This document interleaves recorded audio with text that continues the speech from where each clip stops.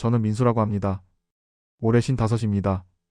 회사 다닌 지 20년 넘었고 집도 있고 아내도 있고 아버지도 모시고 삽니다. 겉으로 보면 평범한 가장이죠. 그런데 이상합니다. 평범하게 산다는 게 왜 이렇게 힘든지 저는 그걸 설명할 수가 없었습니다. 회사 가면 말이 없는 사람 취급받고 회의 시간엔 제 의견은 들리지도 않는 것처럼 흘러가고 퇴근하면 집에 들어오기 전에 현관문 앞에서 한참을 서 있게 되는 날들. 돈이 없어서가 아니었습니다. 기대할 곳이 없어서 더 힘들었던 거였습니다. 그러다 어느 순간 저는 스스로를 낮추게 됐습니다. 원래 나는 이런 사람이구나. 그렇게 생각하면 조금 편해지더라고요. 오늘은 큰 교훈을 드리려는 이야기가 아닙니다. 다만 제 이야기를 조금만 들어보시면 왜 어떤 삶은 끝에 가서야 설명이 되는지 알게 되실지도 모르겠습니다. 시간 괜찮으시면 잠깐만 제 이야기 같이 들어주실 수 있을까요? 저는 어릴 때부터 조용한 아이였습니다. 아버지는 늘 바쁘셨고 어머니는 일찍 돌아가셨습니다. 그래서 저는 혼자 있는 시간이 많았습니다. 아버지는 과묵한 분이셨습니다. 말씀이 별로 없으셨고 표현도 서투셨습니다. 다만 저는 알고 있었습니다. 아버지가 저를 사랑하신다는 걸. 아버지는 평생 공무원으로 일하셨습니다.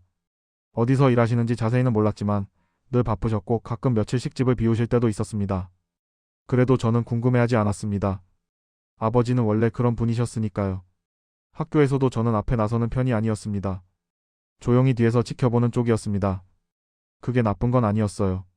다만 그런 성격이 어른이 되어서도 계속 이어지면서 문제가 생기기 시작한 거였습니다. 회사에 들어가고 나서도 마찬가지였습니다. 저는 일은 열심히 했습니다. 시키는 대로 했고 실수하지 않으려고 조심했고 야근도 마다하지 않았습니다. 그런데 이상하게 회의 시간만 되면 제 목소리는 잘 들리지 않았습니다. 제가 뭔가 말을 꺼내면 분위기가 싸늘해졌습니다. 아무도 대꾸하지 않거나 아니면 대충 넘어가거나. 그러다 다른 사람이 똑같은 말을 하면 그때는 다들 고개를 끄덕이더라고요. 나중에 알았습니다. 우리 회사는 원래 그런 곳이었습니다. 대표이사의 장남이 회사를 이어받을 예정이었고 그 장남의 눈에 드는 사람들만 출세할 수 있었습니다. 저희 팀장이 바로 그중 한 명이었습니다. 팀장은 장남의 신복이었습니다. 회식 자리에서도 늘 장남 옆에 붙어 있었고 주말에도 골프를 같이 다니는 사이였습니다. 그래서 팀장이 눈여겨보는 사람은 자동으로 회사에서 인정받았고 팀장이 무시하는 사람은 아무리 일을 잘해도 소용이 없었습니다. 저는 후자였습니다. 팀장은 제가 마음에 들지 않았던 것 같습니다. 말도 없고 눈치도 없고 회식 자리에서 분위기도 못 띄우는 사람. 그렇게 생각했던 것 같습니다. 어느 날이었습니다. 회의 중에 팀장이 저를 쳐다보더니 이렇게 말했습니다. 민수 씨는 뭐 생각 없으세요? 맨날 가만히만 있으면 어떡해요? 저는 당황했습니다. 제가 말을 안 한 게 아니라 들어주질 않았던 건데 말이죠. 그래도 변명하지 않았습니다. 죄송합니다. 그렇게 대답하고 고개를 숙였습니다. 그날 이후로 저는 회의 때마다 더 작아졌습니다. 나중엔 아예 발언권조차 안 돌아왔습니다. 그리고 사람들은 제 앞에서 대놓고 이런 말을 하기 시작했습니다. 민수 씨는 괜찮아. 원래 아무 말 안 하잖아. 민수 씨한테 물어봐야 돼. 그냥 우리가 정하면 되지. 저는 그 말들을 들으면서도 아무 말도 하지 않았습니다. 왜냐하면 이미 저는 제 자리가 어디인지 알고 있었으니까요. 더 힘든 건 팀장이 장남한테 잘 보이기 위해 저를 희생양으로 쓰기 시작했다는 겁니다. 프로젝트에서 뭔가 문제가 생기면 팀장은 저를 불렀습니다. 민수 씨, 이번 건 민수 씨가 좀 책임져줘요. 제가 한 게 아닌데요. 아, 그래도 누군가는 책임져야 되잖아요. 민수 씨는 원래 말이 없으니까 괜찮을 거예요. 저는 할 말이 없었습니다. 팀장은 제가 반박하지 못할 거라는 걸 알고 있었습니다. 그리고 실제로 저는 반박하지 못했습니다. 그렇게 몇 번을 당하고 나니 이제는 사람들도 당연하게 생각하더라고요.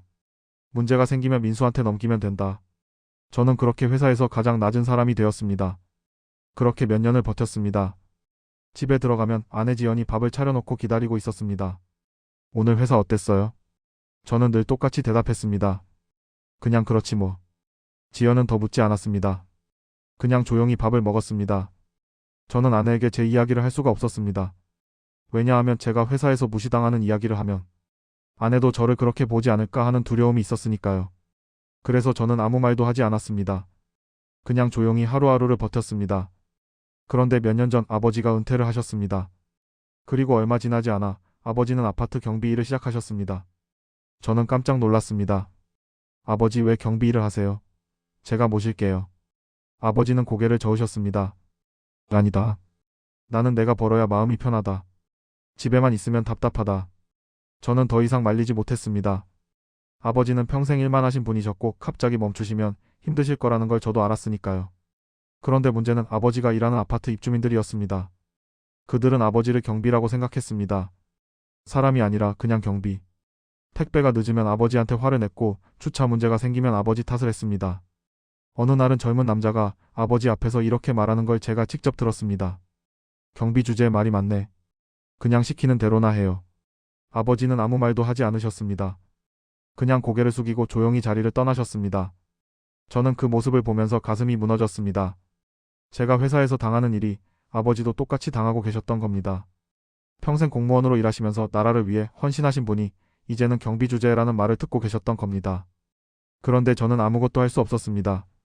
그 무렵 저는 아버지를 보면서 이상한 걸 느꼈습니다. 아버지는 경비 일을 하시면서도 가끔 눈빛이 달라 보일 때가 있었습니다. 뭐랄까 조용하지만 날카로운 느낌. 사람들을 관찰하시는 것 같은 느낌. 그런데 곧바로 다시 평범한 경비 아저씨의 얼굴로 돌아오셨습니다. 저는 그게 뭔지 몰랐습니다. 다만 아버지가 무언가를 참고 계신다는 느낌은 받았습니다. 그러던 어느 날이었습니다. 아버지가 일하는 아파트에서 큰일이 벌어졌습니다. 아파트 지하 창고에서 귀중품이 사라진 겁니다. 입주민들은 당연히 아버지를 의심했습니다. 경비실 열쇠 가진 사람이 누군데요? CCTV 확인해 보면 알 거 아닙니까? 아버지는 억울하다고 말씀하셨지만 아무도 들어주지 않았습니다. 입주민 대표는 아버지 앞에서 대놓고 이렇게 말했습니다. 이 나이에 경비 일하면서 돈이 필요했던 거 아닙니까? 저는 그 말을 듣고 견딜 수가 없었습니다. 회사에 급하게 연락하고 아파트로 달려갔습니다. 그런데 제가 도착했을 때는 이미 경찰까지 와 있었습니다. 아버지는 경비실 구석에 앉아 계셨습니다. 얼굴이 창백하셨고 손이 떨리고 계셨습니다. 저는 아버지 옆에 앉았습니다. 아버지 괜찮으세요? 아버지는 고개를 저으셨습니다. 아니다. 괜찮지 않다. 민수야, 나는 그런 사람이 아닌데. 그 순간 저는 눈물이 났습니다. 제가 회사에서 느꼈던 그 무력함이 아버지한테도 똑같이 있었던 겁니다. 평생 나라를 위해 일하신 분이 이제는 도둑 취급을 받고 계셨던 겁니다. 같은 날 저는 회사에서도 결정적인 일을 당했습니다. 큰 프로젝트에서 중대한 실수가 생겼는데 팀장이 저를 불렀습니다. 회의실에는 장남도 와 있었습니다. 팀장이 장남 앞에서 말했습니다. 이번 건은 민수 씨 책임으로 하겠습니다. 저는 어이가 없었습니다. 제가 한 게 아닌데요. 제가 담당한 부분은 문제가 없었습니다. 팀장은 차갑게 웃으면서 말했습니다. 증거 있어요? 아, 그리고 민수 씨는 원래 말이 없잖아요. 그냥 넘어가면 되지. 장남은 아무 말도 하지 않고 서류만 보고 있었습니다. 저는 그 순간 깨달았습니다. 이 사람들은 처음부터 저를 사람으로 본 게 아니었습니다. 그냥 필요할 때 쓰는 도구였던 겁니다. 저는 그 자리에서 아무 말도 하지 못했습니다. 그냥 고개를 숙이고 자리로 돌아왔습니다. 퇴근길에 저는 차 안에서 혼자 울었습니다. 소리 내지 않고 조용히. 이제 정말 끝이라고 생각했습니다. 아버지도 억울한 누명을 쓰고 저도 회사에서 희생양이 되고 이렇게 사는 게 무슨 의미가 있나. 그런 생각까지 들었습니다. 그리고 집에 들어갔을 때 아버지와 아내가 거실에 앉아 계셨습니다. 아버지는 평소와 다른 표정을 하고 계셨습니다. 조용하지만 단호한 표정. 저는 그 순간 이상한 느낌을 받았습니다. 아버지 무슨 일 있으세요? 아버지는 잠시 망설이시더니 입을 여셨습니다. 민수야, 앉아라. 할 말이 있다. 저는 아버지 앞에 앉았습니다. 아버지는 천천히 말씀하셨습니다. 나는 평생 너한테 거짓말을 했다. 무슨 말씀이세요? 나는 그냥 공무원이 아니었다. 나는 국가정보원에서 일했다. 저는 귀를 의심했습니다. 뭐라고요? 아버지는 조용히 설명하셨습니다. 30년 넘게 정보원으로 일했다. 국가안보, 대테러, 산업 스파이 방지. 그런 일들을 했다. 저는 아무 말도 할 수 없었습니다. 아버지가 계속 말씀하셨습니다. 은퇴하고 나서 나는 평범하게 살고 싶었다. 그래서 경비 일을 시작했다. 그런데 아버지의 목소리가 떨렸습니다. 사람들이 나를 그렇게 대하는 걸 보면서 처음에는 참았다. 나이 들어서 경비하는 사람이면 원래 그런 대우를 받는 거라고 생각했다. 아버지. 그런데 오늘 내가 회사에서 당한 이야기를 며느리한테 들었다. 그리고 내가 누명을 쓴 이야기도. 아버지는 저를 똑바로 보셨습니다. 민수야, 나는 평생 이 나라를 지켰다. 그런데 내 아들은 지키지 못했다. 그게 나는 부끄럽다. 아버지, 그게 아니에요. 아니다. 이제는 내가 움직일 때다. 아내 지연이 조심스럽게 말했습니다. 아버님 괜찮으세요? 이미 은퇴하셨는데. 아버지는 고개를 저으셨습니다. 은퇴했어도 내 능력은 남아있다. 그리고 내 인맥도 남아있다. 아버지는 저를 보셨습니다. 민수야, 내 회사 팀장 그리고 장남. 그들이 뭘 하고 있는지 내가 조사해봤다. 어떻게요? 경비실에는 CCTV가 있다. 그리고 사람들은 경비를 투명인간처럼 생각한다. 그래서 경비 앞에서 말을 함부로 한다. 아버지는 서류 몇 장을 꺼내셨습니다. 지난 몇 달 동안 나는 들었다. 입주민 대표가 전화로 하는 이야기들. 보험 사기, 탈세, 불법 거래. 저는 숨이 막혔습니다. 그리고 내 회사도 조사했다. 팀장과 장남이 회사 돈을 빼돌리는 거 다 증거가 있다. 어떻게 그런 걸. 나는 30년 동안 정보를 모으는 일을 했다. 그게 내 일이었다. 아버지는 말씀을 이으셨습니다. 처음에는 가만히 있으려고 했다. 은퇴한 사람이 나서는 게 좋지 않다고 생각했다. 그런데요. 그런데 오늘 내가 누명을 쓰고 너도 희생양이 되는 걸 보면서 깨달았다. 내가 가만히 있으면 이런 일은 계속된다는 걸. 아버지는 전화기를 꺼내셨습니다. 나는 아직도 정보원 후배들과 연락한다. 그리고 검찰, 경찰에도 내 사람들이 있다. 아버지, 그럼 내일부터 일이 벌어질 거다. 법 테두리 안에서 정의롭게. 다음날 아침 아버지의 말씀대로 일이 벌어지기 시작했습니다. 제가 회사에 출근했을 때 분위기가 심상치 않았습니다. 사람들이 웅성거리고 있었고 대표이사실 앞에는 감사관들이 와 있었습니다. 저는 동료한테 물었습니다. 무슨 일이에요? 동료는 작은 목소리로 말했습니다. 회사 비리 감사 들어왔대요. 장남이랑 팀장님이 회사 돈 빼돌린 게 드러났대요. 저는 깜짝 놀랐습니다. 그런데 더 놀라운 건 그 조사 과정에서 제가 뒤집었었던 여러 프로젝트 실수들이 사실은 팀장이 조작한 거였다는 게 밝혀진 겁니다. 회사는 발칵 뒤집혔습니다. 장남은 대표 후보에서 제외됐고 팀장은 그 자리에서 해고됐습니다. 그리고 회사는 저한테 정식으로 사과했습니다. 같은 시각 아버지가 일하는 아파트에서도 일이 벌어졌습니다. 경찰이 다시 왔습니다. 그런데 이번에는 입주민 대표를 조사하러 온 겁니다. 사라진 귀중품이 발견됐습니다. 입주민 대표의 집에서. 알고 보니 입주민 대표가 보험금을 타기 위해 일부러 분실 신고를 한 거였습니다. 그리고 아버지한테 누명을 씌워 이를 덮으려 했던 거였죠. 경찰 조사 결과 입주민 대표는 그 외에도 여러 가지 보험 사기와 탈세를 저지른 게 드러났습니다. 아버지는 완전히 결백을 입증받으셨습니다. 그날 저녁 저는 아버지께 물었습니다. 아버지, 이 모든 게 아버지가 하신 거죠? 아버지는 고개를 끄덕이셨습니다. 그렇다. 어떻게 이렇게 빨리? 나는 30년 동안 이런 일을 했다. 증거를 모으고 사람들을 연결하고 법 안에서 정의를 실행하는 거. 그게 내 일이었다. 저는 눈물이 났습니다. 고맙습니다, 아버지. 아버지는 제 어깨에 손을 올리셨습니다. 미안하다, 민수야. 진작 나섰어야 했는데. 아니에요. 아버지는 평생 나라를 지키셨잖아요. 이제 쉬셔야죠. 아버지는 고개를 저으셨습니다. 나는 나라도 지켰지만 이제는 내 가족을 지킬 거다. 그게 내가 할 일이다. 그날 이후로 모든 게 달라졌습니다.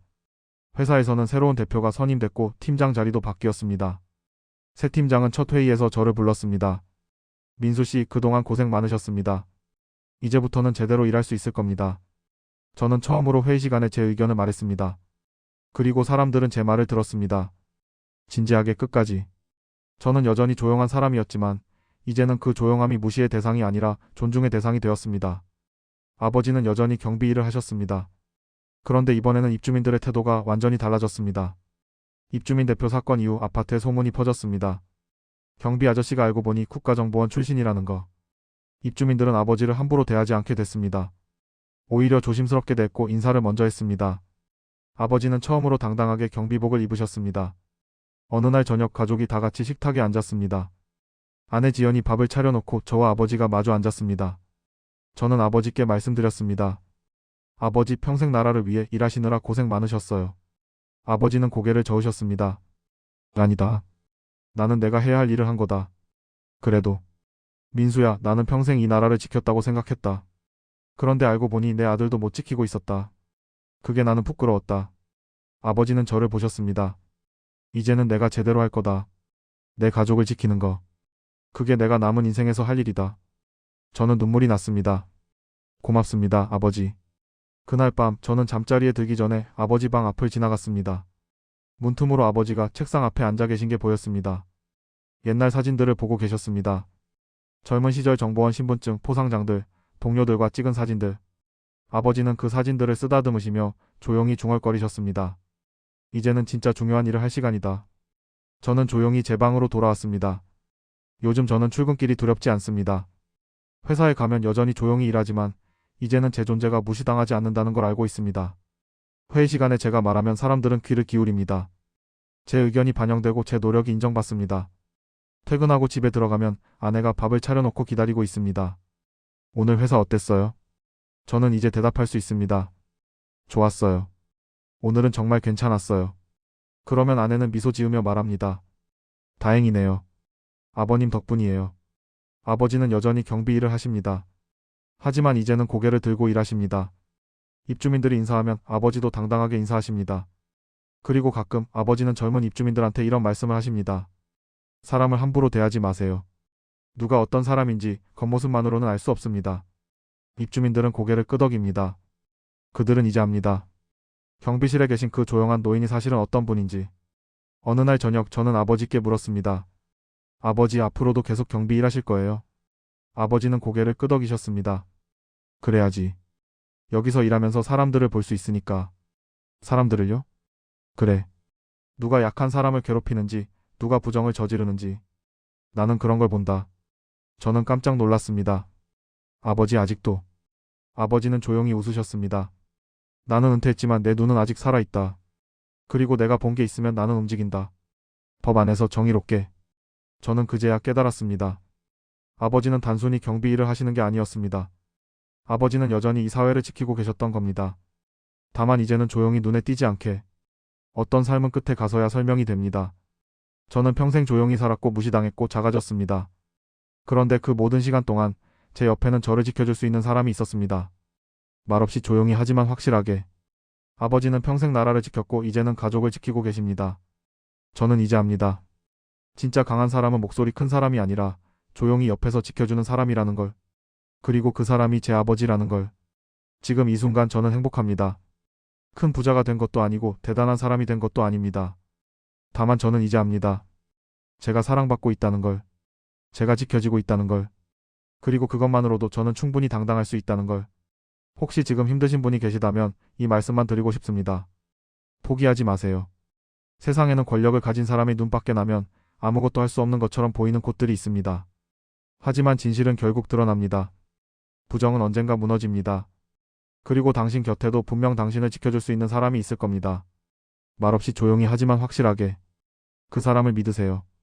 그러면 언젠가 당신도 고개를 들 수 있을 겁니다. 저처럼요. 요즘 아버지는 경비실에서 신문을 읽으십니다. 그리고 가끔 전화를 받으십니다. 옛날 동료들, 후배들. 그들은 아직도 아버지를 찾습니다. 조언을 구하고 도움을 청하고. 아버지는 여전히 이 나라 어딘가에서 정의를 지키는 일에 관여하고 계십니다. 다만 이제는 일선이 아니라 뒤에서. 조용하게 하지만 확실하게. 그리고 저는 압니다. 제 아버지가 얼마나 대단한 분인지. 감사합니다.